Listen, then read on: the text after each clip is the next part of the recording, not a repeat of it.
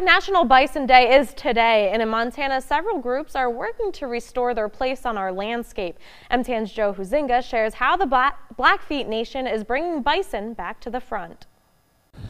Well, you know, they were a big part of our ceremonies, and they're an animal that is really revered as having a lot of power. Bison are iconic of the West, but for generations they have been largely absent from the lands and the people that once depended on them. They were our economy in the beginning. They were our food, our clothing, our lodging, and our tools, and they provided for us in that way. Irvin Carlson, manager of the Blackfeet Bison Project, says the tribe now has more than 600 bison in a herd meant to revive that economy by selling meat while also providing healthy food for elders and the sick. There is also a smaller herd meant for a bigger purpose. The cultural significance of them is the big push behind the E&E project. The project aims to reestablish E&E, the Blackfeet word for buffalo, as free-ranging animals on the reservation and historically tribal lands to the west. This is not a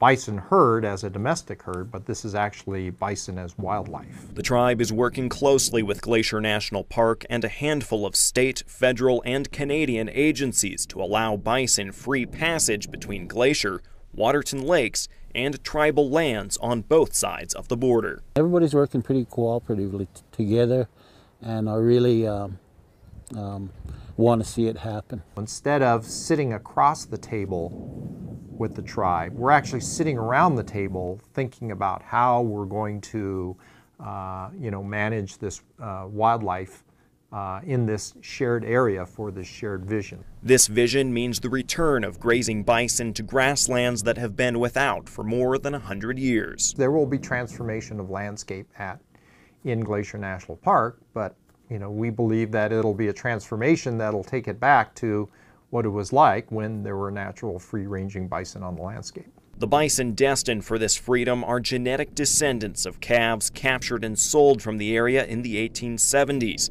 Now, with the ancestral herd at 56 and counting, Carlson says it shows the power of the bison to bring things full circle. They're a part of us, and they're a relative, and they're a big part of our culture, so